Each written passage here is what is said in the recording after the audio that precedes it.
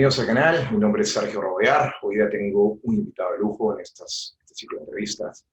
Su nombre es Juan Ramón Rayo, economista español, una de las voces más importantes de la última década en economía y liberalismo. Ramón, para mí, uno de los mejores economistas que he conocido. Con ustedes los dejo. Gracias por estar acá, Juan Ramón. Gracias por la invitación, Sergio. Bueno, no me considero ni mucho menos el mejor economista, pero bueno, intento al menos afrontar el análisis de los temas económicos con la máxima honestidad de la que soy capaz y también profundizando todo lo que puedo en los diversos temas de los que trato y muy especialmente, porque esa es mi vocación más específica, pues todo lo relativo a la teoría monetaria, teoría bancaria, teoría del ciclo. Pero bueno, como al final uno tiene convicciones liberales, pues no queda otra que tratar de analizar el conjunto de la problemática social desde estos prismas y ver en qué medida el liberalismo puede ser una respuesta a muchos de los problemas que hoy tenemos, ¿no? Y bueno, pues a eso me dedico, a tratar de analizar la problemática social que nos rodea desde el prisma liberal, por si el liberalismo es de utilidad para resolver esas dificultades, y en general creo que sí. Juan Ramón, eres escritor, eres columnista, eres youtuber ahora, en esta nueva faceta. Eres panelista de diferentes programas y también eres tuitero. Y a veces veo diferentes actitudes en tu persona. Te veo un tuitero un poquito más millennial, probablemente, más peleador. Te veo más académico en tus programas de YouTube. Eh, Medianamente vas a la pelea también en el tema, cuando estás en el plató, en nuestros programas de los cuales te invitan. ¿Quién es Juan Ramón Rayo? ¿Cómo es Juan Ramón Rayo? ¿Eres todo ese espectro? En tu vida normal eres una persona más reflexiva? ¿Eres una persona más combativa? ¿Cómo te consideras? Bueno, en general soy bastante reflexivo e intento mantener esa actitud reflexiva en todo análisis profundo y sesudo que se haga. Por eso en aquellos espacios que bueno, inviten más a una reflexión amplia, pues se puede ser mucho más matizado y mucho más, como decía, reflexivo que en otros formatos que bueno, invitan más a quizá a la confrontación o al menos a la contraposición de ideas, ¿no? Porque quizá la confrontación sea un término muy duro que no convenga emplear para el 90-95% de los casos. Hay casos donde sí hay una confrontación que es muy evidente, sobre todo si la otra persona viene de mala fe y no viene a debatir ideas, sino viene a intentar atacar a la persona o intenta atacar las ideas atacando a la persona, que creo que es lo peor que se puede hacer, y no está de más destapar a, a estos sofistas o a estos charlatanes, por decirlo de alguna manera, que no vienen a debatir el fondo, sino a aparentar que están debatiendo para, bueno, sin entrar en las ideas, desacreditar esas ideas. Pero sí, en general intento ser reflexivo, todos podemos tener momentos en los que no lo consigamos, pero bueno, en el caso de Twitter que mencionabas, yo creo que el formato de Twitter invita más a ir hacia el debate de las ideas, bueno, plantear, casi diría consignas, porque un tweet da para lo que da, salvo que enlaces un texto más amplio, un vídeo más amplio, pero si quieres transmitir algo, pues no queda más que resumir muchísimo. Siempre que se resume mucho, se puede estar simplificando, pero creo que simplificar no es necesariamente un problema, siempre y cuando estés en disposición y en la actitud de matizar siempre que te sea requerido, ¿no? Al final la realidad es muy compleja y si quieres transmitir un mensaje, pues no puedes contener en ese mensaje sencillo toda la realidad. Pero eso no quita para que cuando te pidan más detalle, pues puedas matizar. Y si no matizas, si no estás dispuesto a matizar, si no estás dispuesto a decir, bueno, sí, el mensaje general es ese, la idea general es esa, pero luego puede haber excepciones, en algunos casos a lo mejor no se puede aplicar, o a lo mejor, aunque la intensidad del mensaje es esa, hay que rebajarla un pelín en alguna esfera, pues si no estás dispuesto a matizar, simplemente te estás convirtiendo en un propagandista. Y eso es, bueno, un riesgo, creo, en el que todo el mundo puede caer, pero que es muy deseable tratar de evitar. Entiendo. Ahora, te quiero hacer una pregunta de fondo. ¿Por qué crees que desde Smith, desde los clásicos, hace 300 años aproximadamente, que nace el liberalismo, posteriormente se abren diferentes escuelas, hoy día tenemos estos pequeños espacios y no somos la corriente mayoritaria de pensamiento en las naciones, en los estados. ¿Por qué ideas fracasadas o ideas con un origen errado, como decir la teoría de valor de trabajo de Marx Ujú. o el keynesianismo, se siguen imponiendo a pesar de que también han fracasado en la práctica? Y el liberalismo no llega a ser tan atractivo, o sí lo es, pero en un cierto aspecto, no masivo. Bueno, yo creo que hay varios motivos, ¿no? Un motivo es que eh, estas ideas en algunos contextos pueden parecer funcionales. Estoy pensando sobre todo al keynesianismo, cuando tenemos una crisis deflacionaria, una crisis de contracción del crédito, pues parece que el keynesianismo funciona o incluso puede funcionar en el muy corto plazo. Claro, luego ya cuando lo pones más en relación con el medio y largo plazo, la cosa ya cambia. Pero bueno, la idea esta de Keynes de que a largo plazo todos muertos indica bastante cuál es la ponderación de las relativa de la importancia de los plazos, ¿no?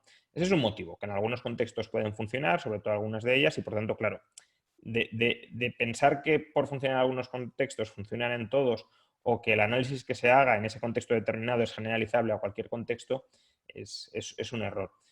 Luego, otro motivo por el cual estas ideas triunfan es porque su programa ideológico, digámoslo así, es instrumental a otros objetivos mayores.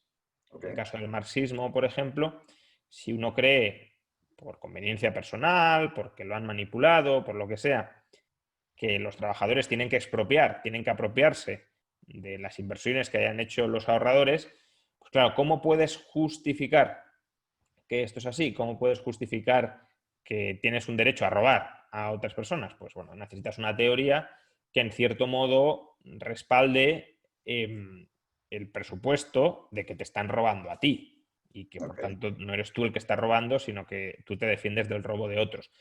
Entonces, lo mismo con el keynesianismo. Si tú crees en la necesidad, crees emocionalmente, ¿no? Ya sabemos la tesis de Haidt de que en muchos casos primero son las emociones y luego racionalizamos A las veces nos emociones. Es demoramos decir, mucho en racionalizar.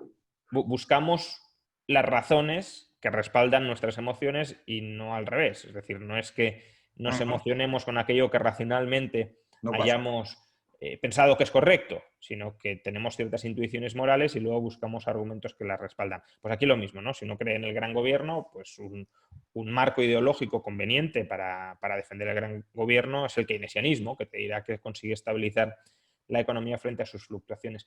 Y en tercer lugar, otra razón por la que pueden triunfar es porque parecen, de nuevo, en algunos casos, ideas intuitivas, que, que, tiene que haber algo más sólido, algo más duro detrás del valor, que la mera preferencia subjetiva, pues es algo que, bueno, cuando uno lo piensa, tiene sentido, ¿no? Es decir, el valor simplemente depende de nuestras preferencias.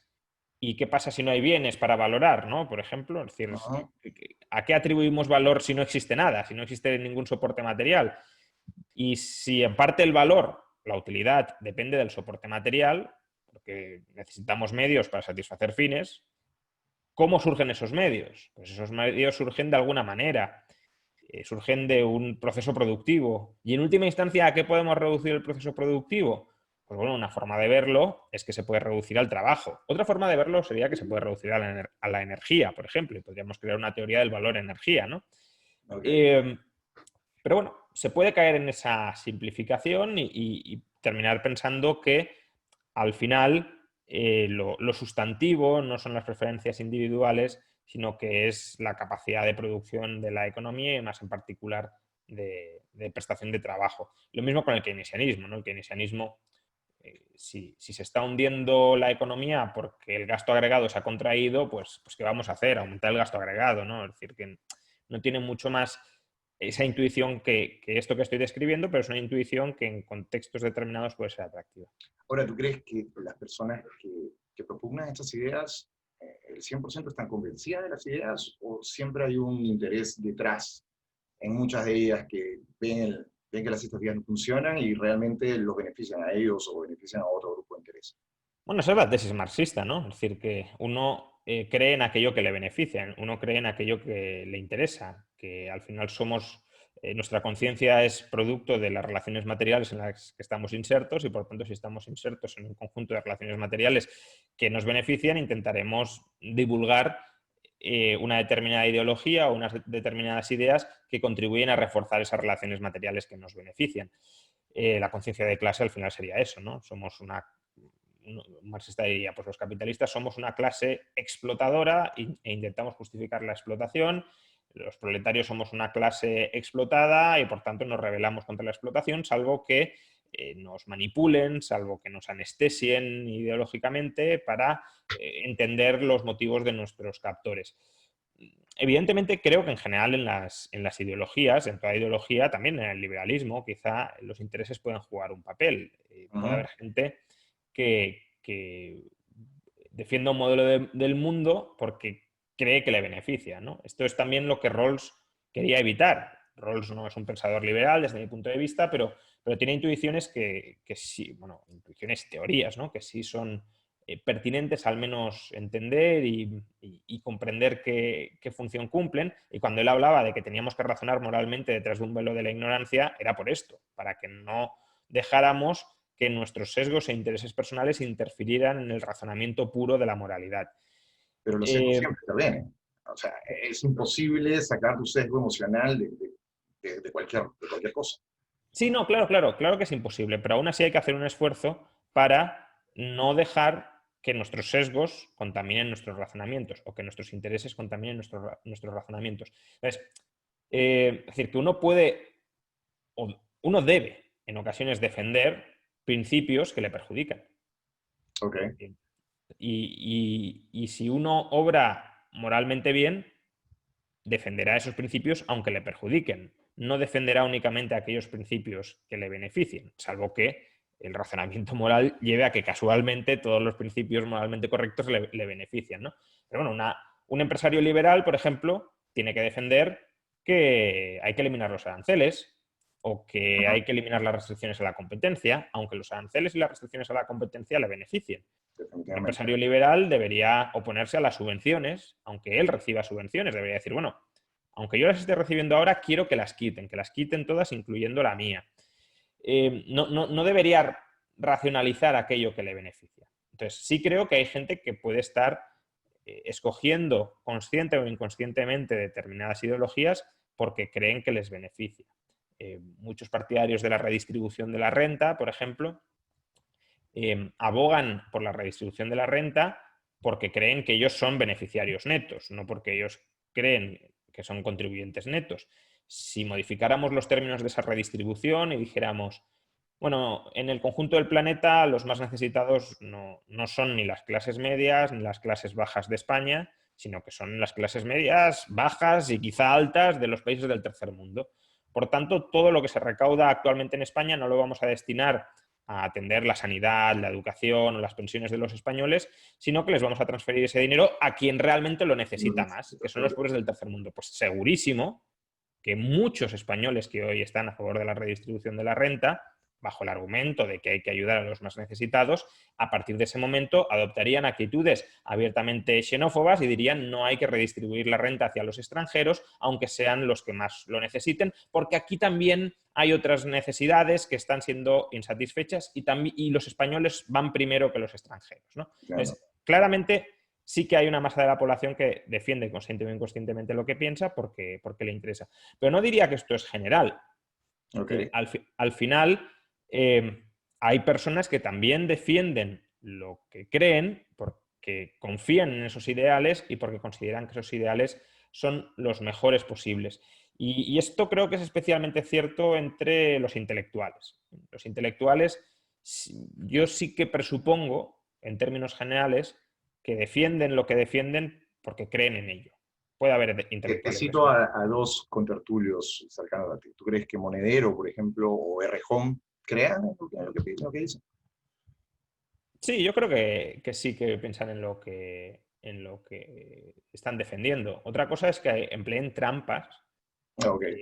estén manipulando o mientan para defender su programa electoral último. Es decir, eso sí, que sean conscientes de que en muchas ocasiones están mintiendo, engañando y demás, vamos, creo que hay casos más que obvios en los que sería imposible pensar que no lo estén haciendo. Obvio, sí. Pero, en cierto modo, consideran que esas mentiras justifican o están justificadas por el fin más noble que están persiguiendo. Y ese fin más noble sí es su programa ideológico último. A ver, tampoco descarto que no haya personas dentro de esta élite política, porque al final es una élite política, que lo que busquen sea el poder por el poder a cualquier precio. Es decir, lo que te estoy diciendo era algo que podía ser razonablemente cierto antes de que estas personas entraran en política. Cuanto más tiempo estén en política, más cínicos se van volviendo, ellas y el resto de políticos, no es por enfocarlo específicamente en ellos, y por tanto más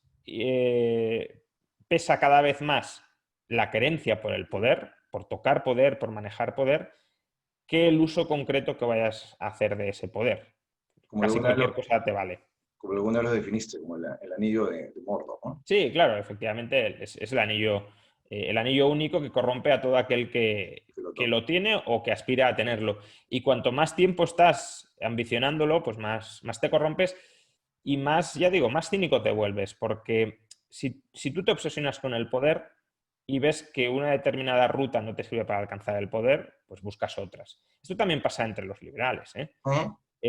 Los liberales, Déjame hay preguntar. liberales que empiezan diciendo, bueno, para implantar un programa liberal necesitamos poder. En parte es cierto. Otra cosa es que entendamos en cada caso por poder, ¿no? Si llegar al poder estatal sin soporte popular no serviría de nada, por ejemplo. Total. Pero bueno, dicen, necesitamos poder. Por tanto, vamos a ver cómo conseguimos ese poder. Y entonces se dan cuenta de que defender los principios en una sociedad que aborrece esos principios, a corto plazo no te acerca al poder. Quizá en el muy largo plazo sí, pero en el corto plazo no.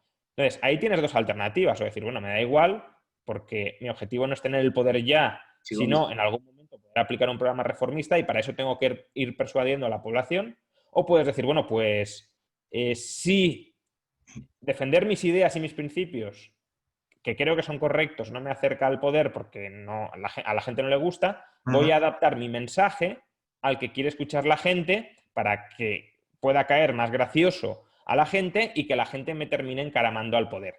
Entonces, cuanto más te obsesionas por el poder, por el poder, por el poder, ya digo, más amoral te vas volviendo, más psicopático bueno, estás dispuesto al final a hacer casi cualquier cosa, por supuesto traicionando tus principios. ¿Y has sido tentado tú para participar en algún partido político? Sí, alguna vez ha habido alguna especie de sugerencia indirecta, pero bueno, son propuestas que he cortado siempre de raíz. Y de hecho, creo que es bueno que lo explicite siempre que puedo, que no se va a dar el caso, porque así también nos ahorramos siquiera que esas propuestas lleguen en algún momento, ¿no? Claro. No es algo que me apetezca que me propongan nada y porque no lo voy a aceptar. Y pues Es parte de tus principios. Es parte de tu principio liberal. no, a ver, No tener las ideas y no no, estar dentro de ellas. no creo que, a ver, no quiero criticar a los liberales que se metan en política siempre y cuando no traicionen sus principios. Obviamente a un liberal que se meta en política traicionando sus principios lo critico porque me parece un hipócrita, sea liberal o no sea liberal, pero me duele más siendo liberal, ¿no? Y cuando digo traicionar sus principios, tampoco me estoy refiriendo a que uno sea más pragmático o más idealista. Puede haber liberales que se metan en política para conseguir reformas pequeñas, que saben que son las únicas que pueden salir a corto plazo, y me parece bien, siempre y cuando, insisto, no cambien su discurso y sus ideas últimas, sino que digan, bueno, pues el panorama es el que es.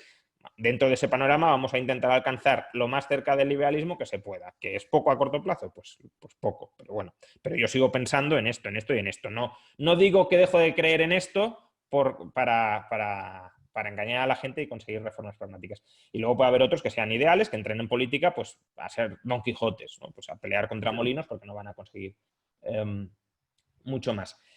Entonces, yo no critico a los liberales que se metan en política, creo que es un posible rol que se puede desempeñar. A mí la política no me gusta, Ok. personalmente.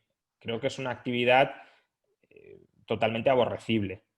Entiendo que haya otra gente a la que le guste, insisto, no lo critico, pero para mí me parece aborrecible.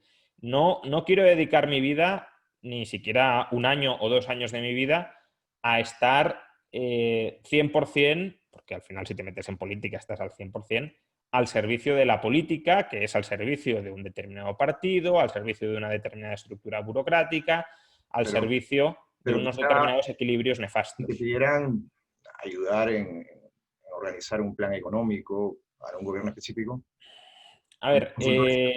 sí, a ver, asesorar, yo siempre estoy dispuesto a dar consejos a quien me los pida. También si me los pidieran los de Podemos, yo encantado, ¿no? No es algo que... lo que pasa No lo van a que hacer. no creo que lo hagan, pero bueno, que no... Si en algún... Imaginemos un partido de extrema izquierda que dijera, mira, yo creo muy firmemente en mis ideas de ultraizquierda, pero reconozco que a lo mejor estoy equivocado y quiero escuchar el contrapunto de un liberal. Pues yo estaría dispuesto, obviamente, a intentar persuadirle de que se equivoca o a no, o a tratar de alejarle de su radicalismo, ¿no? Esto es, de hecho, lo que hizo Mises con Otto Bauer.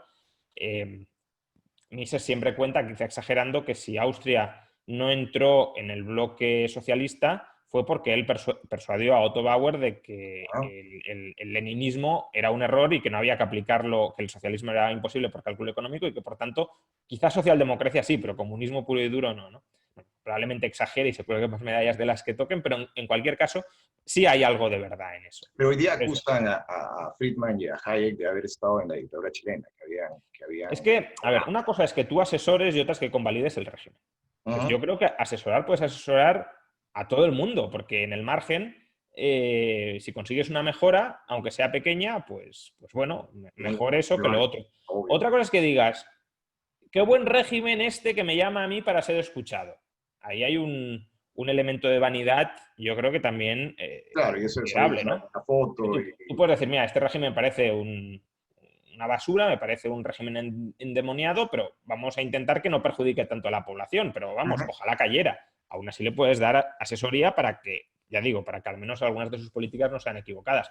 Pero pensar que porque el régimen te llama a ti es mejor régimen, ya digo, es algo bastante equivocado. Entonces, bueno, lo que decía, si fuera para asesorar en ese sentido, asesorar puntualmente, porque creo que si se trata de trazar un plan, digamos, administrativo, legislativo, de transición en determinados aspectos, hay gente muchísimo más preparada, incluso no liberales, que yo, para confeccionar ese trabajo más técnico, ¿no? Más técnico de técnica legislativa y de técnica administrativa. Ahora, si se trata de debatir qué modelo o qué tipo de educación, de sanidad, de pensiones es preferible a otro, de cómo se podría articular genéricamente un sistema u otro, qué salvaguardas podría haber, yo ahí sí estoy dispuesto. Pero, insisto, eso no es ser asesor permanente y mucho menos a sueldo de un partido político. Eso no Ujú. me interesa en absoluto.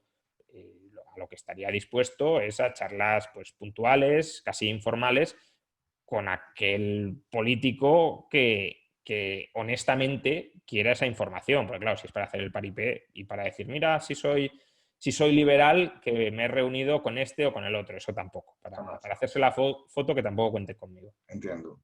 Ahora quería lanzarte con otra pregunta. ¿Qué modelo de república o Estado crees que es el más cercano a que capture las ideas liberales? O sea, hablamos de un modelo centralista, un modelo centralista. Creo que entiendes por dónde va la pregunta. Bueno, quiero decir, los estados se pueden organizar de muchas formas y habría que ir pues, forma por forma o punto por punto analizándolo, ¿no? En cuanto a la organización territorial, creo que claramente el modelo territorial que más se acerca al liberalismo, por muchas razones, es el modelo descentralizado. Y cuanto más descentralizado, mejor. Pensemos que al final una anarquía de mercado, que sería el horizonte más deseable, si fuera posible, yo ahí Utópico. tengo dudas de que sea posible, pero si fuera posible, sería desde luego el horizonte más deseable. Una anarquía de mercado es una descentralización total.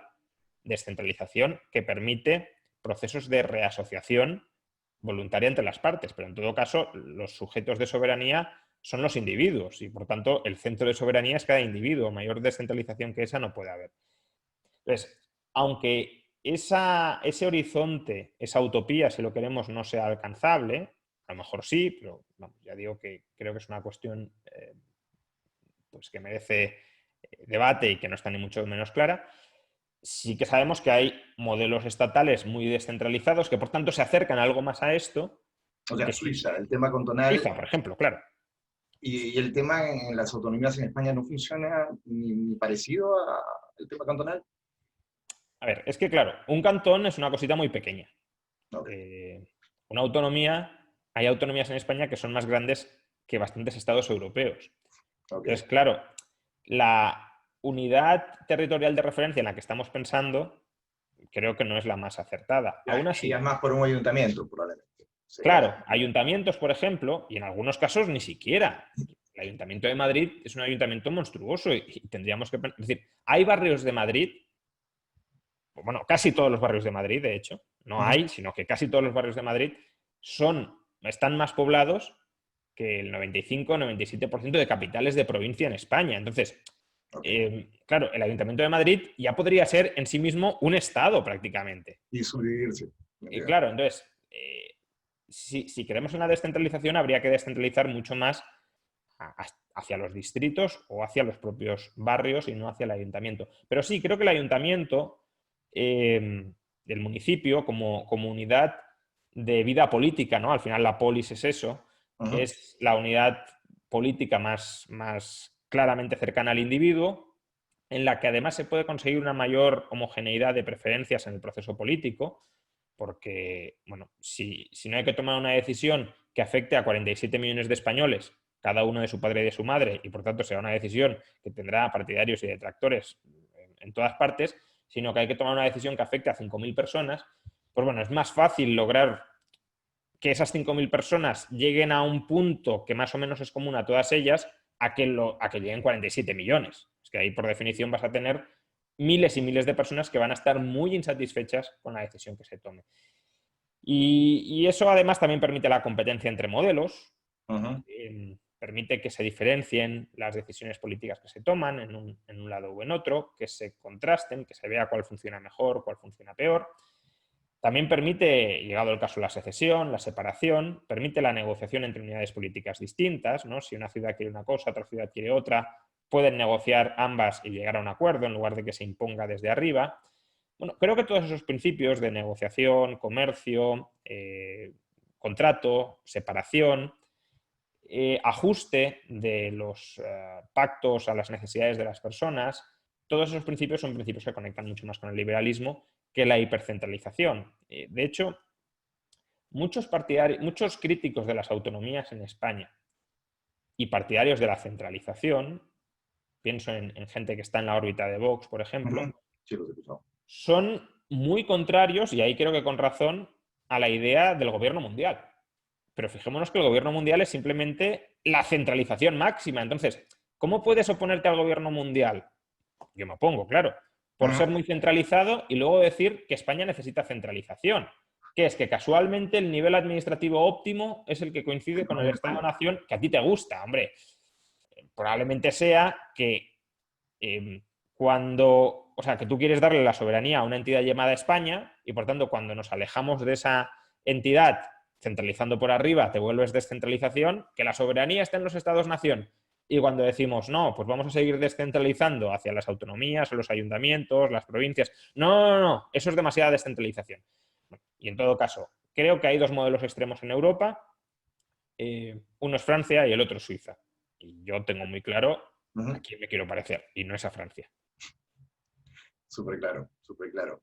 ¿Y sientes que la Unión Europea y tratados similares, como, bueno, no llegan a lo mismo, como el Mercosur o la OTAN, que está enfocada en otro tipo de cosas, van a tender a desaparecer o van a tender a proliferar en un futuro?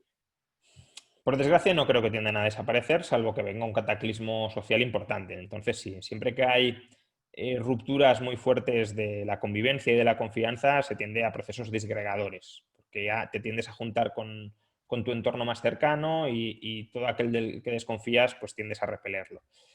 Eh, creo que esos procesos de ruptura de la confianza y de la concordia, la convivencia social tampoco son deseables. Es decir, yo soy muy opuesto a la Unión Europea, pero espero que si cae no caiga porque haya una especie de guerra civil europea, ¿no? Eso sería un Correcto. desastre.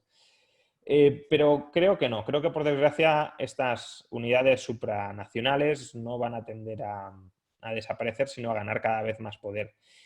Y a ver, lo he mencionado antes, la descentralización te permite que si para algún asunto quieres negociar o te quieres juntar con otros, lo puedas hacer para ese asunto Ujú. determinado. En el caso de la Unión Europea, creo que es razonable que los Estados miembros negocien determinados problemas que son comunes a todos ellos y que necesitan de esa negociación. Por ejemplo, vamos a reducir entre todos los aranceles. Pues bueno, es lógico llegar a un acuerdo, tratado de libre comercio, para que todos bajen sus aranceles eh, y que no haya comportamientos oportunistas al respecto. Imaginemos que hay un problema de seguridad, no digo que sea el caso, ¿no? Pero una banda terrorista o una banda de criminales que opere no solo en un Estado europeo, sino en varios Estados europeos a la vez. Pues también tendría sentido que se creara algún tipo de coordinación policial europea. ¿Para qué? Para perseguir a esos criminales estén donde estén. Si hay problemas medioambientales que afecten al conjunto de Europa y que no sean específicamente nacionales, pues de nuevo también tendría sentido que ahí se aunarán esfuerzos para contrarrestarlos. Entonces, creo que sí que puede haber acuerdos supranacionales para, Pero son acuerdos específicos para diferentes... exacto, para enfrentarse a problemas supranacionales específicos. Aquí el problema que estamos teniendo es que con la excusa de que hay cuestiones supranacionales, estamos creando una entidad supranacional con vocación de regularlo todo, con vocación de sustituir a los estados actuales. Una entidad supranacional que sea la auténtica soberana por encima de aquellos que le han cedido parcialmente soberanía. Y eso creo que es lo tan enormemente problemático y contra lo que hay que luchar, no contra que haya ciertos acuerdos eh, entre municipios, entre provincias, entre estados-nación, sino crear entidades soberanas cada vez más centralizadas. Pero no sientes que esta estructura soberana llamada Unión Europea ha de alguna manera limitado estos gastos públicos excesivos, creación de Eh, moneda, inflación, sobre todo en los países mediterráneos, ¿no? Que han sido un poquito más laxos en el tema de Bueno, política? a ver, en cuanto a la moneda, creo que es otro tipo de acuerdo al que se podría alcanzar entre unidades soberanas y no tienen por qué ser estados, podrían ser municipios. De hecho, cuando teníamos el patrón oro no deja de ser una especie de aceptación por los distintos estados de que su dinero va a ser el oro y que por tanto que ellos no van a intentar interferir o manejar la unidad monetaria con la que pagan sus ciudadanos, ¿no? Entonces, ahí el dinero es una institución que tiende a la universalidad, porque si es un medio de cambio general, el mejor dinero es aquel que vale para cambiar en cualquier parte y por tanto es algo que tiene sentido que los estados pacten, negocien. La idea de que los estados son soberanos en la moneda, en realidad lo que estamos diciendo es que los estados se rogan la soberanía para robar a los ciudadanos vía inflación. No es una soberanía que tenga que existir la soberanía monetaria, ¿no? Pero bueno, dejando de lado el asunto de la moneda, que creo que podría caer en el ámbito que mencionaba antes de acuerdos puntuales supranacionales y no de creación de nuevas entidades soberanas, es cierto que la Unión Europea, en la medida en que es el resultado o en la medida en que está manejada por estados que tienen una institucionalidad más seria, más rigurosa que la española, puede actuar como un contrapeso a los excesos y las irresponsabilidades de los países del sur. Y yo agradezco, obviamente, que ese contrapeso externo se produzca contra los excesos o los abusos que, en su ausencia, tendríamos dentro. Pero ese es un razonamiento que para la política del corto plazo pues sirve, ¿no? Pues cuando Ajá. estábamos discutiendo las ayudas europeas, ojalá impongan una condicionalidad muy estricta a España para que se reforme, para que cuadre las cuentas, pero creo que hay que pensar más en general y más a largo plazo. Ujú. Y, y defender la Unión Europea o una Unión Europea muy poderosa bajo el argumento consecuencialista de que a corto plazo nos viene bien a los españoles que nos restrinjan de los abusos que podríamos cometer, creo que es peligroso, porque estamos creando un monstruo para solucionar problemas que deberíamos ser capaces de solucionarlos internamente.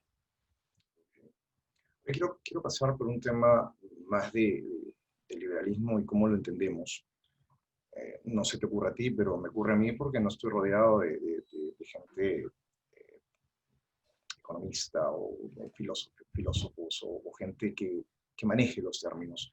Las personas comunes, hablo de gente con carreras, le cuesta entender lo que es el liberalismo. Escribiste un libro, que los 10 principios básicos del liberalismo, en que intentas un poco llegar a todos con lo que es el liberalismo.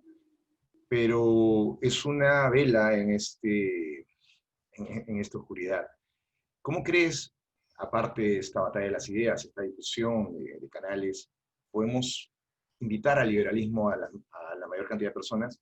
¿Cómo crees que podemos hacer que la gente lo entienda? Porque es muy fácil utilizar la palabra y la gente la repite. Es como la palabra populismo, liberalismo y comunismo, y probablemente no entienden el trasfondo de cada una de estas palabras. ¿Por qué A crees ver, que pasa y por qué la gente no se interesa en aprender un poquito más? por desgracia no tengo una fórmula mágica para conseguirlo, ¿no? Es uno de los grandes debates de estrategia entre los liberales. ¿Qué deberíamos hacer para tener más éxito y para que cada vez más gente reconozca que las ideas de la libertad son las mejores ideas posibles, al menos de las que conocemos hasta la fecha? Y no hemos dado una respuesta definitiva. Yo creo que bueno, una estrategia claramente es dar la batalla de las ideas y de los ideales. No nos olvidemos de los ideales, ¿no? De los valores últimos del sistema. Lo que pasa que, claro, esa es una batalla muy abstracta y puede ser válida para determinados grupos de la población, quizá con una no diría intelectuales puros, pero sí con una inclinación más intelectual, más precisamente a trabajar o a pensar sobre las ideas, ¿no? Y a plantearse si está pensando correctamente, si está siendo incoherente. Otra vía para lograr esto es tratar de tener un comportamiento ejemplar. Ejemplar en tus posicionamientos públicos. Por desgracia, las ideologías suelen ir en packs que no muchas veces son coherentes. Es decir, nos encontramos muchas veces a la izquierda o a la derecha que dice defender la libertad de expresión, pero en muchas ocasiones también quiere censurar a los que la están criticando, ¿no? Es decir, nos parece muy mal que se censure a una persona por hacer o por insultar a una mujer, por ejemplo, pero nos puede parecer muy bien que se censure a una persona por insultar a la Virgen, lo cual es del todo incoherente, ¿no? Total. O, a la vez, puede haber gente que defienda siempre la libertad de expresión, pero luego esté a favor de que nos hableen muchísimo de impuestos. Pues creo que hay que tener un comportamiento ejemplar a la hora de posicionarse públicamente en cada uno de estos aspectos. ¿En qué sentido? Pues siempre defender aquella postura que esté más cerca de la libertad. Para que no, para ilustrar que el liberalismo es un sistema coherente y que unas libertades en última instancia se respetan porque se van a respetar otras. Que si empezamos diciendo, no, esta libertad la respetamos, pero esta otra no. Bueno, eso lo dirás tú, porque a lo mejor a ti te conviene de nuevo que se respete esta libertad y no la otra. Pero a otro le puede convenir la contraria. De la misma manera que uno puede decir, no, la libertad de expresión sí, pero luego machaquemos a impuestos a todo el mundo. ¿Por qué? Pues porque a mí me gusta la libertad de expresión o porque me quiero expresar y en cambio quiero que se redistribuya la renta, incluso que se redistribuya la renta en mi favor. Pero otro puede decir, a mí la libertad de expresión me da absolutamente igual porque yo no me expreso públicamente, yo lo que quiero es que no me roben. Por tanto, voy a defender un gobierno que, aunque limite la libertad de expresión, proteja la propiedad. Bueno, ¿por qué tu punto de vista sobre que hay que defender estas libertades es más valioso que el punto de vista del otro sobre que hay que defender otras libertades? Bueno, en realidad hay que defenderlas todas. Y creo que eso se puede ilustrar diariamente cuando tomamos una posición sobre aspectos diversos. Y si siempre, de manera sistemática, de manera coherente, tomamos un posicionamiento a favor de la libertad, entonces creo que esa coherencia en la aplicación de los principios y en la lógica interna de los principios también puede ayudar a que determinadas personas caigan del guindo.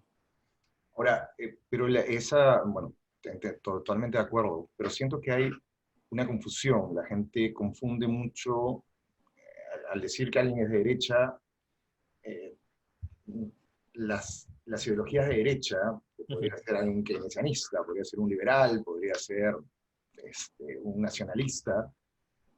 Para eso, para el público en general, eso es derecha.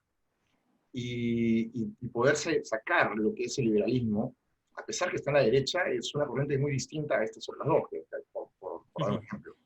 Y a veces, para el público en general, eso se convierte o sea, lo pueden entender, pero se les pasa, ¿no? Es que, a ver, en general, la derecha tiende a definirse como la no izquierda, ¿no? La izquierda sí tiene un O sea, programa es más fácil ideológico identificarla. bastante propio y bastante definido, la búsqueda de la igualdad en todos los órdenes y sea como sea. Y la derecha tiende a desconfiar, en ocasiones con buenos motivos, de esta obsesión igualitarista de la izquierda y, por tanto, todo lo que se opone a la izquierda pues se cataloga como derecha. El liberalismo también se opone a la izquierda y, por tanto, es lógico que si la derecha se suele decir que es todo lo que no es izquierda, pues se caiga en la falacia de pensar que el liberalismo, al no ser izquierda, también es derecha. De hecho. Pero, bueno, yo podría admitir que digan, bueno, pues el liberalismo es de derechas, siempre que reconozcan que dentro de la derecha hay muchísimas ideologías, muchas de las cuales son frontalmente antiliberales. Es decir, el liberalismo no solo es antiizquierda, sino anti muchísimas cosas que otros llaman de derechas. Y, por tanto, claro, si uno dijera, no, pues la izquierda es la no derecha, pues entonces también podríamos jugar a que el liberalismo es de izquierdas, porque como el liberalismo se opone a muchas cosas de derechas, quedaría posicionado a la izquierda, ¿no? Bueno, al final estos son etiquetas que pueden ser útiles para un primer posicionamiento rápido, para ubicarte y saber con quién estás debatiendo, cuál es su trasfondo ideológico, al menos prima facie. Pero creo que aquel que se pierde en las etiquetas y que no quiere ir más allá de las etiquetas, lo que está buscando es enmarronar el debate, es matar el debate, porque el debate no puede ser sobre etiquetas. El debate es sobre lo que hay detrás de las etiquetas. Insisto, no soy crítico de las etiquetas, precisamente yo digo que soy liberal para que más o menos se pueda identificar en qué conjunto de valores pienso, pero ninguna etiqueta va a ser capaz de resumir todo el complejo, heterogéneo, variopinto conjunto de ideas de una persona. Y, por tanto, no querer ir más allá de la etiqueta es no querer debatir realmente sobre los fundamentos de lo que crees. Entiendo.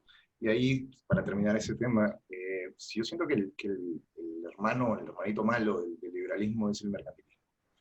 A veces estos vendedores de deseo de culebra se venden como liberales y realmente buscan beneficios mercantiles. Leía a Heckscher que él pensaba, y creo que alguna vez te hice esta consulta, Ramón, que él pensaba que el mercantilismo es previo al capitalismo, en una consecuencia lógica. ¿Tú crees que es así? ¿O siempre en un Estado capitalista hay escenas de este Estado en donde prevalece el mercantilismo? Por ejemplo, en Estados Unidos, el mercado de las armas es netamente mercantil. Ahí hay 4 que están dirigiendo y vendiendo. Pero para otro tipo de mercado, por ejemplo, comida, puede ser mucho más capitalista. Yo creo que ese es como se le dice acá, la serpiente en el gras del capitalismo, al tratar de este mercantilismo hacerse pasar por un capitalismo de mercado, no lo es. ¿Qué opinas tú de eso? A ver, depende cómo definamos capitalismo, ¿no? Si definimos capitalismo como propiedad privada de los medios de producción, solo como eso, pues entonces, bueno, el mercantilismo podría ser un tipo de capitalismo, porque evidentemente el mercantilismo no se basa en la propiedad pública de los medios de producción. Ujú. Se basa en que los medios de producción son de propiedad privada y el Estado otorga privilegios a algunos empresarios para que bueno, pues obtengan beneficios a costa del resto de la población, pero dentro de ese esquema de propiedad privada de los medios de producción. Si uno define capitalismo como economía libre de mercado, entonces, claro, el mercantilismo no Ujú. sería capitalista, ¿no? Entonces, bueno, es una cuestión de definiciones. Lo que sí está claro es que el liberalismo económico, que creo que es bastante más, Preciso. menos ambiguo el término Ajá.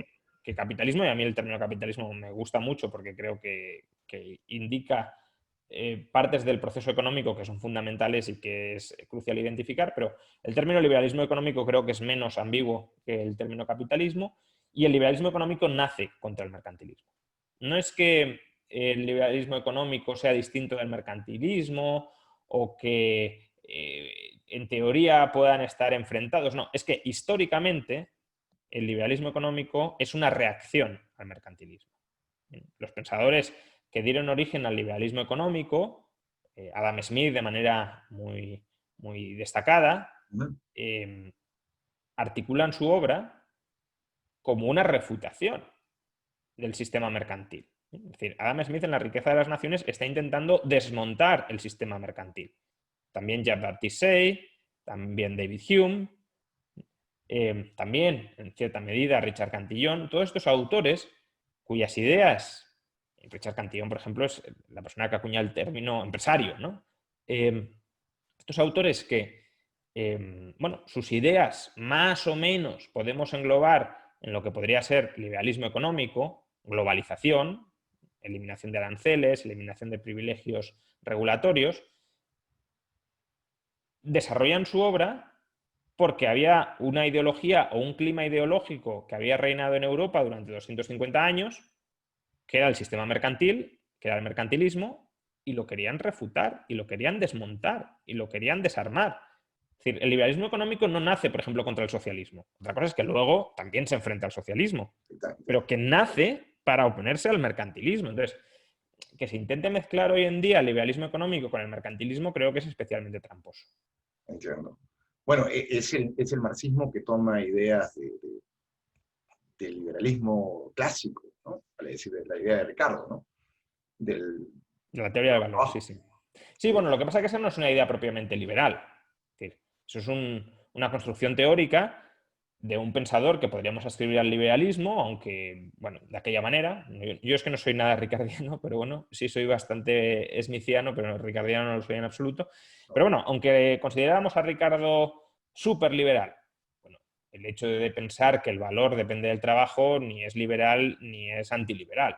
Eso es una visión económica que podrá ser correcta o incorrecta, pero no tiene una carga moral asociada, por tanto, ni es Ujú. liberal ni es antiliberal. Podría haber liberales que crean en la teoría del valor trabajo y podría haber marxistas que crean en la teoría del valor subjetivo. No, bueno, marxistas como tal, no, socialistas, digamos, mejor dicho.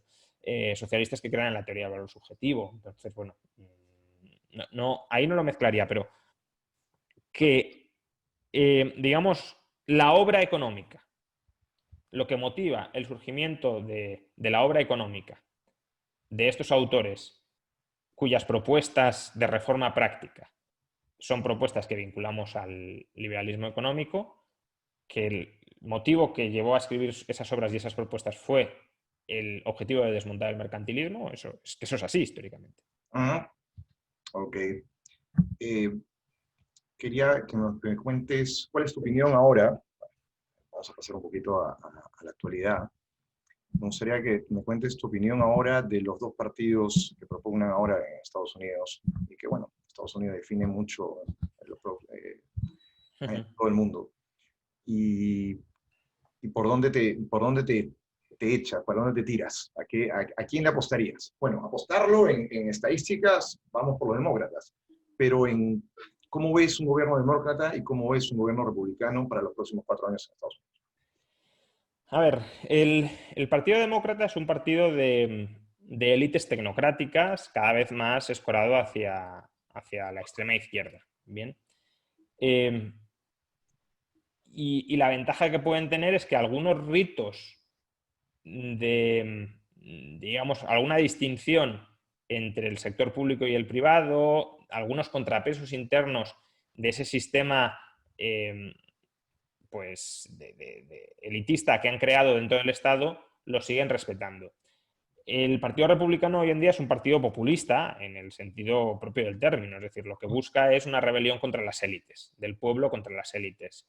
Esa rebelión organizada por Trump, supuestamente, al menos desde un punto de vista propagandístico, contra pues todo el entramado burocrático, intelectual, etcétera, que ha venido gobernando el país durante décadas.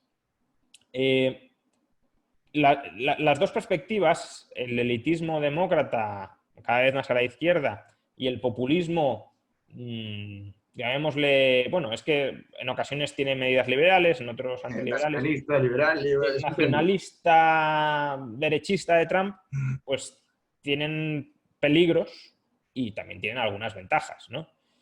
La ventaja del elitismo demócrata pues es no seguir deteriorando esas instituciones informales que habían venido, en cierto modo, limitando el poder del presidente de los Estados Unidos durante décadas. Que los propios presidentes se las intentan cargar, pero como que tienen un mayor freno a la hora de volarlas o hacerlas saltar por los aires del que ha tenido Trump, porque Trump dice, estas instituciones informales son parte de este establishment que hay que desmontar, por tanto, fuera.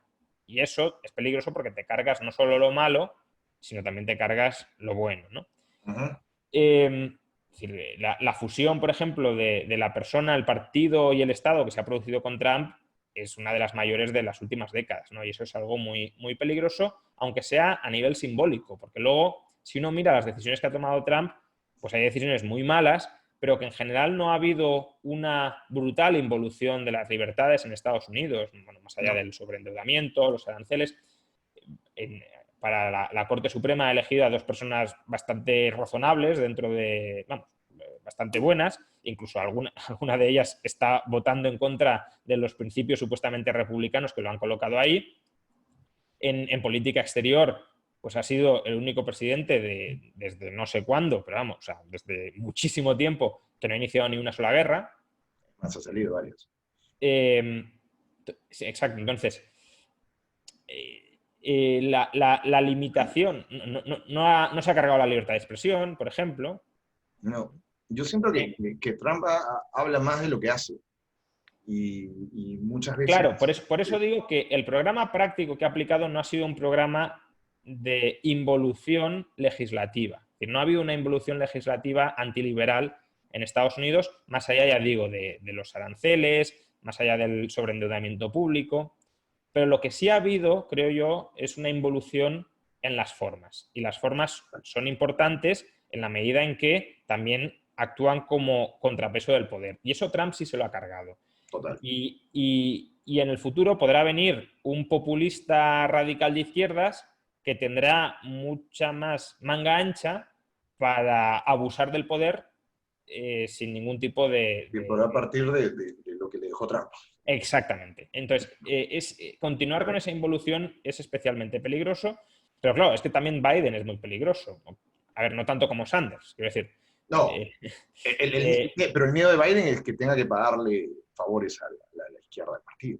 Sí, exactamente, pero bueno, que aún así es menos peligroso que si fuera la propia izquierda radical, ¿no? Definitivamente. Pero bueno, es peligroso y por tanto los dos tienen puntos a favor o no muy en contra y puntos tremendamente en contra. Es complicado. En la mayoría de las elecciones te toca elegir entre dos males y personalmente no me gusta elegir entre males porque parece que estás convalidando el mal y el mal no hay que convalidarlo nunca.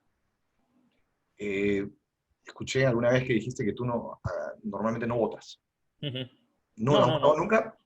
No voto, primero porque es una pérdida de tiempo realmente, es decir, un voto entre 20 millones, 40 millones no sirve absolutamente para ¿Y nada. como alcalde tampoco? No, aunque ahí tendría algo más de sentido votar, pero bueno, en la ciudad de Madrid sigue siendo una pérdida de tiempo, sigue siendo un voto entre centenares de miles. Luego también porque simbólicamente decir que no votas creo que te permite hacer o sea, como que llama la atención, ¿no? ¿Cómo puede ser que tú no votes si hemos quedado en que votar es lo que nos hace sujetos de derecho, ¿no? Prácticamente. Es decir, para mucha gente lo que realiza a la persona en la comunidad es votar. Entonces, decir que no votas, y obviamente no voy a decir que no voto votando, sería un ejercicio de hipocresía, también sirve para poder explicar tu posicionamiento. Mi posicionamiento no es que votar sea profundamente inmoral, hombre, según lo que votes sí, pero en general votar no es profundamente inmoral, aunque sí que señaliza una cierta voluntad de dominio sobre los demás, pero bueno, puedes votar para reducir ese dominio, ¿no? Pero mi posicionamiento es que votar no es ni mucho menos tan importante como se nos vende, que las mayores virtudes de un ciudadano no se realizan cuando va a las urnas, se realizan en el día a día siendo, como digo, un buen ciudadano con otros conciudadanos, respetando en primer lugar los derechos y las libertades de los demás y en segundo lugar, si ya queremos un plus, siendo virtuoso en esas relaciones con los demás. Y también me permite explicar que parte de la lógica de las elecciones es una lógica muy perversa, en virtud de la cual unas personas quieren esclavizar o quieren convertir en siervos a otras personas. Entonces, decir que no votas y no votar permite pues señalizar todos esos problemas a un coste nimio, porque renunciar al voto no tiene ninguna trascendencia práctica. Básicamente ninguna. Por eso, y aparte, bueno, sí que es verdad que del mismo modo que no critico a la gente que se meta en política, pero a mí no me gusta la política, tampoco critico a la gente que vote, pero a mí el rito de votar y en cierto modo, de elegir a nuestro carcelero, porque es eso, Ajá. pues también es algo que no me gusta como tal. Pero bueno, entiendo que son las reglas con las que tenemos que de momento jugar y por tanto que alguien juegue con ellas, si lo hace sobre todo en aras de ampliar las libertades de sus conciudadanos, pues no es algo que me parezca mal. Yo pienso que la gente más vota, el que vota mucho es un voto de rechazo muchas veces. Quiero que en el caso de bipartidismo, aquí en Estados Unidos pasa eso, ¿no? No voto por Trump, voto por Biden, no me importa quién es, no importa lo que proponga, porque este me cae mal. Sí, sí. Y creo que votar así tampoco justifica el voto. O sea, Bueno, en algunos casos puede ser un voto defensivo. Es decir, si se votara para eso, creo que sería más útil lo que haya propuesto en otras ocasiones, que nos dejen votar en negativo. Es decir, no que tengamos que votar al que no queremos, sino que nos dejen restar un voto a los votos que tenga esa persona, ¿no? Que yo no quiero a Trump, pues en lugar de votar a Biden, voto -1 a Trump. De tal manera que si Trump saca 5 votos y un voto negativo mío, se queda con un neto de 4 votos. Bueno, eso sería más útil para ese objetivo que te obliguen a escoger entre dos males, porque entonces, claro, si tú odias a Trump y sale Sanders como otro candidato, ¿qué vas a hacer? ¿Votar a Sanders? Pues, hombre, es que entonces, claro, te puede salir prácticamente Joseph Stalin al otro lado y habría gente que lo seguiría votando. Y también al revés, ¿eh? También al revés en el otro sentido. Si tú odias muchísimo al candidato que salga del Partido Demócrata, ¿qué vas a hacer? ¿Votar a Trump simplemente para que no salga el loco de turno? Pues es que entonces ya podría colocar el Partido Republicano al sádico más sádico posible, que lo terminarías votando para que no se lea el otro. Entonces, no creo que sea esa la forma de escoger a una persona que va a tener tantísimo poder sobre nuestras vidas. Creo que justamente lo que hay que hacer es que salga quien salga no tenga tanto poder sobre nuestras vidas, porque es que el procedimiento ya estamos viendo que es ruin. Entiendo. Ahora quiero preguntarte algo más personal, que si pudieras decirnos cuál es el liberal en la historia que ha influido más en tu vida, en tu pensamiento. A ver, Pudieras que fuera uno, clásico o moderno. claro, a ver, probablemente, o sea, no que me haya influido a mí directamente, pero claro, si te pones a analizar qué ideas son las que tú suscribes y de dónde vienen, pues probablemente el pensador liberal que más nos haya influido sea John Locke, ¿bien? Porque es el padre de la idea de derecho natural, no de derecho divino, sino de un derecho que es consustancial al ser humano dentro de la sociedad humana, dentro del orden natural, dentro del orden espontáneo, si lo queremos, y por tanto restricciones que hay que aceptar moralmente en el trato con los demás, ¿no?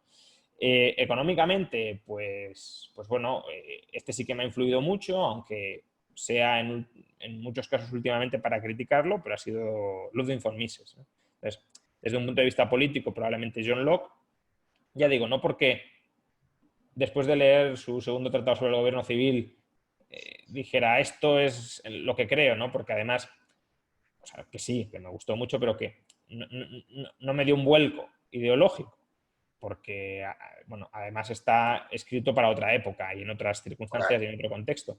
Pero claro, que al final lees, no sé, a Nozick, y Nozick no es más que una actualización de Locke. Entonces, ¿quién te ha influido más, Nozick o Locke? Pues claramente Locke, porque es el que ha influido a Nozick, ¿no? Entiendo. Y demás, ¿no? Y también a Rothbard, por ejemplo, que en su momento también me influyó mucho cuando lo leí, pues también Rothbard bebe de Locke. Entonces, ¿quién es el pensador que nos ha influido en última instancia? Pues Locke. Ok, interesante. Si tuvieras que recomendar un libro, alguna vez escuché de parte tuya que Economía en una lección de Hazlitt fue el libro que te abrió al mundo. Es más, lo tengo acá en Kindle y tiene una introducción tuya. Sí, sí, sí, sí. Bonita, bonita. Dale. Si tuvieras que recomendar un libro para alguien que se inicie en el tema liberal, ¿recomendarías este o recomendarías un otro? Bueno, depende. Ese es un libro eh, yo creo, para que te llame la economía, para que te guste la economía y para que veas la economía como una ciencia de cuestionamiento continuo de tus intuiciones, ¿no? Porque a mí lo que me llamó más la atención del libro de Hazlitt no fue tanto el contenido, que también, claro, sino el método, ¿no? El método era impugnar todo lo que una persona como yo, que en ese momento, pues, no sé, tendría 15 años, 16 años, no sabía prácticamente nada de economía, pero todas las intuiciones que sin saber economía tenía una persona como yo. Entonces vi que iba desmontando todas esas intuiciones y que además los errores eran el resultado de no tratar de ver más allá, sino de quedarme en la superficie de los problemas, que eso me llevó a pensar, ¿y en cuántas otras cuestiones pasa esto mismo? Y a partir de ahí pues ya empiezas obviamente a investigar. Pero bueno, no sé hasta qué punto es un libro para que la gente entienda las bondades del liberalismo, porque al final es un libro que desmonta o que al menos critica con bastante eficacia las ideas más simples del keynesianismo vulgar. Pero de ahí a que sea un libro que te ayude a entender las bondades de la economía de mercado, creo que no. Algunas sí, pero no la imagen completa, ni tampoco las bondades de un sistema político liberal. A ver, ¿cuál recomendaría? Pues bueno, puede ser un poco arrogante por mi parte, pero yo cuando escribo un libro, en parte lo escribo porque es el libro que me gustaría a mí leer, ¿no? Si a mí me hubiesen dicho, ¿qué libro te gustaría haber leído para introducirte al liberalismo? Pues habría dicho el libro que acabo de escribir, Liberalismo a los 10 principios del orden político liberal. Porque justamente cuando estuve escribiendo el libro ya lo escribía con esa óptica, desde esa Claro. perspectiva. Entonces, ¿qué libro recomendarías a alguien para iniciarse en el pensamiento liberal? Pues ese, insisto, no porque sea mío, sino porque me estás preguntando a mí, desde mi punto de vista, Entiendo. qué libro ayudaría a esto, y ya he escrito un libro justamente con ese objetivo, con el de que ayude a entender y comprender bien el liberalismo. ¿Cómo es tu, ahora tengo una pregunta personal, ¿cómo es tu tiempo? ¿Cómo divides tu tiempo entre escribir libros que requieren una investigación, Uh -huh. eh, tuitear de vez en cuando, estar actualizado con la política actual, hacer este tipo de directos, hacer videos en tu propio canal, salir en un programa de televisión y escribir columnas? ¿Cómo es el día a día de Juan Ramón Rayo? Bueno, pues sí, estar bastante pendiente de la actualidad, en ocasiones demasiado, porque bueno, es todo bastante accesorio en realidad, ¿no? Muchas polémicas durísimas que puedes haber mantenido en un determinado momento, al mes están absolutamente caducadas y visto con perspectiva es una pérdida de tiempo. Bueno, o sea, no necesariamente una pérdida de tiempo total, porque a lo mejor has conseguido que algunas ideas malas no se extiendan tanto como se habrían extendido, pero en general son ideas que caducan rápido y que no son permanentes. Escribir libros, aunque a lo mejor tenga mucho menos predicamento, porque es algo más minoritario, sí que creo que es algo bastante más útil y a lo que me gustaría dedicar más tiempo del que estoy dedicando últimamente.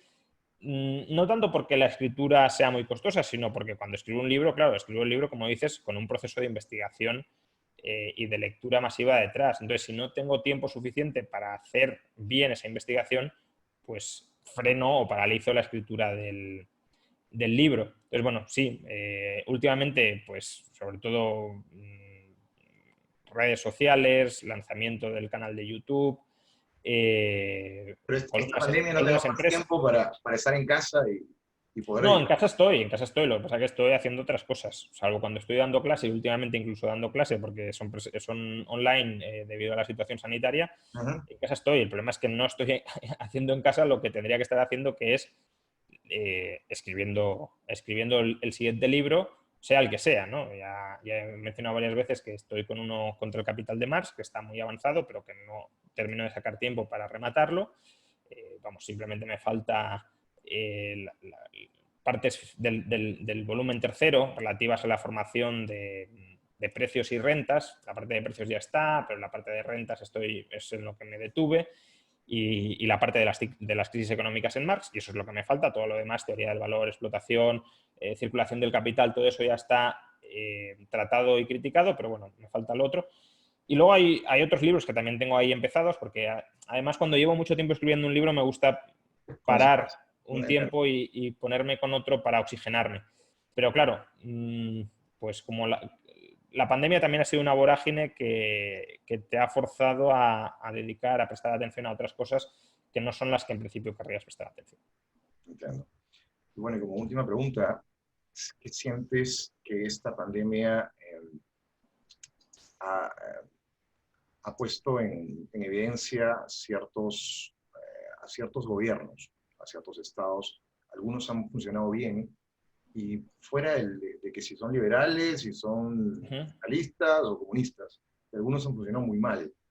Eh, ¿Qué podríamos rescatar desde un punto de vista liberal? Probablemente si hubiera si existiera un Estado, bueno, vale decir, sería irónico decirlo, si tuviera un grupo de gente anarquista, Uh anarcocapitalista, -huh. vale decir, ¿crees que hubiesen reaccionado mejor a la pandemia que un Estado organizado centralizado? Bueno, a ver, no creo que haya una regla universal. Seguro que habría habido comunidades anarquistas que habrían fracasado estrepitosamente y otras que habrían sido ejemplares en su funcionamiento, como los estados también, ¿no? Ha habido estados muy malos y ha habido estados que lo han gestionado razonablemente bien.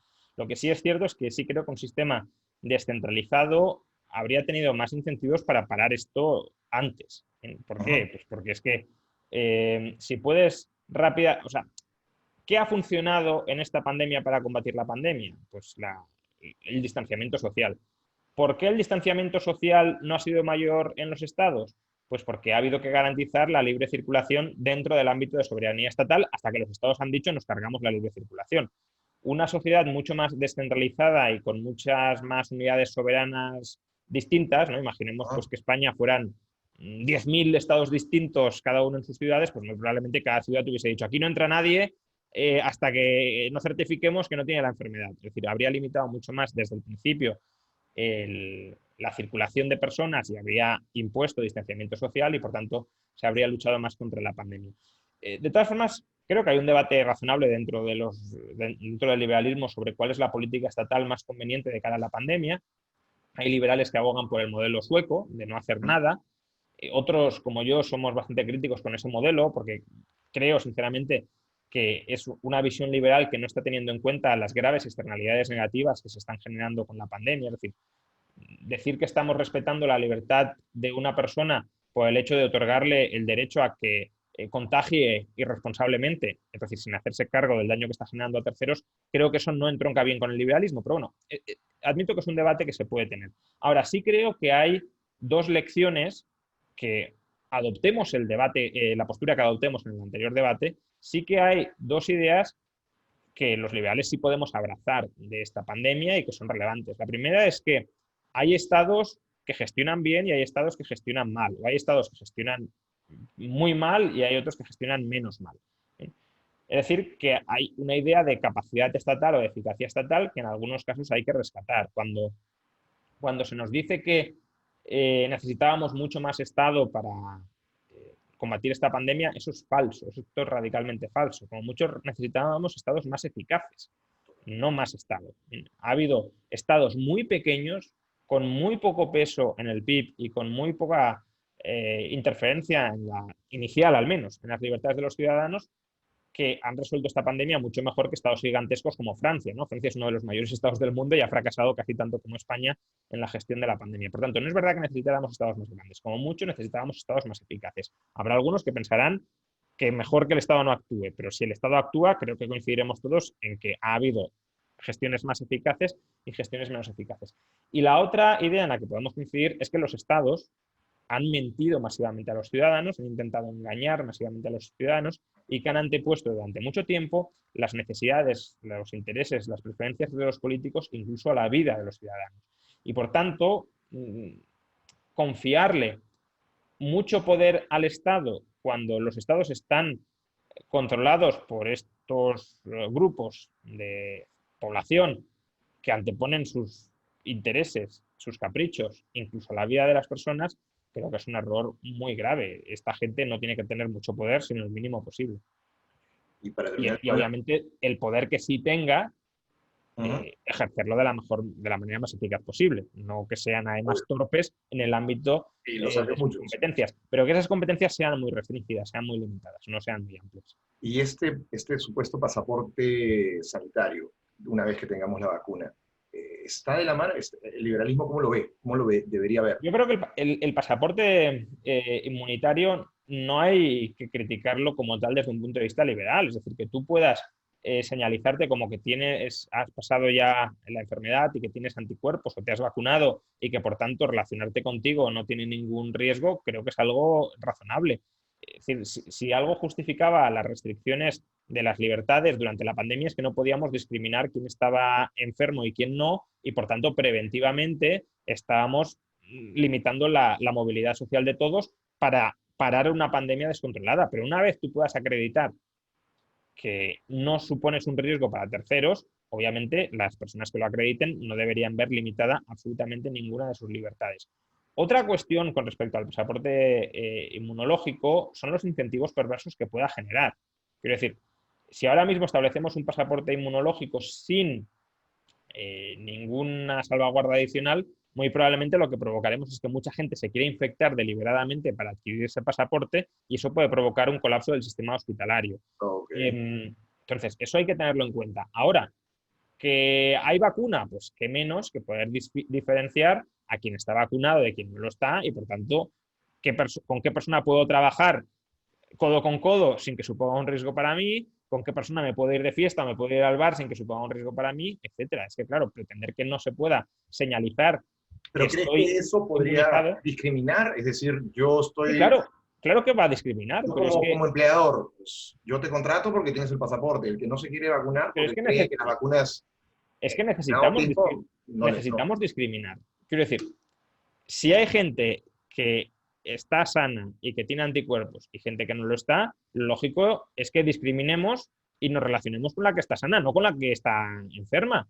Es que la alternativa es pues que todo el mundo se quede encerrado en casa. Como no queremos ver con quién nos podemos relacionar de manera segura y de manera no segura, que todo el mundo esté en casa por si acaso. No, pero Eso, en el tema social es decisión de cada uno, pero en el tema laboral, por ejemplo, o el bueno, tema pero el de tema viajar. laboral no deja de ser un tema social. Es decir, al final el empresario tiene que decidir a quién contrata. ¿Voy a contratar a una persona que puede estar enferma y que puede enfermar a toda la plantilla y que por tanto puede suspender la producción de la empresa? ¿O voy a contratar a personas que ya tienen anticuerpos y por tanto que no suponen un riesgo, su contratación no supone ningún riesgo? Yo creo que esa es una discriminación plenamente legítima, como lo es que si una persona no se quiere vacunar, afronte las consecuencias de no estar vacunado y de no poder acreditar que tiene anticuerpos. También puede tener anticuerpos sin haberse vacunado por haber pasado la enfermedad. Pero, como digo, cuando algunos hemos defendido o el confinamiento o medidas de distanciamiento social amplias para todo el mundo sin discriminación, era porque, como digo, no podíamos saber quién estaba contagiado, quién no, quién había pasado la enfermedad y quién no. Una vez podamos hacerlo, creo que esas medidas, desde luego, ya no tienen justificación, sobre todo para quienes acrediten que tienen anticuerpos y que están inmunizados. De nuevo, hay problemas con esto. ¿Cuánto dura la inmunidad? claro, si yo tengo inmunidad o he adquirido inmunidad, pero a lo mejor la inmunidad dura 3 meses, pues tampoco es prudente decir, no, ya durante toda la vida me puedo relacionar con los demás sin riesgo. Pero si podemos acotar más o menos el horizonte temporal durante el que dura, pues cuando una persona está inmunizada no se justifica absolutamente ningún tipo de limitación. Las limitaciones, como mucho, se justificarán o para los que estén contagiados, o ya digo, como mucho para aquellos que no podamos saber si están contagiados o no, y por, digamos, celo probabilístico, nos queramos curar de espantos y mantener la distancia de seguridad por si acaso. Pero con los que estamos seguros de que no suponen ningún riesgo, sería absurdo no permitirles relacionarse con los demás. Bueno, Ramón, creo que estoy abusando un poquito de tu tiempo. Gracias por darme esta oportunidad de conversar contigo. Ha sido encantador tenerte acá y bueno, esperemos que en un futuro podamos volver a conversar. Muy bien, pues muchísimas gracias, Sergio, por la entrevista, muy interesante y nada, estamos en contacto para otras ocasiones. Gracias.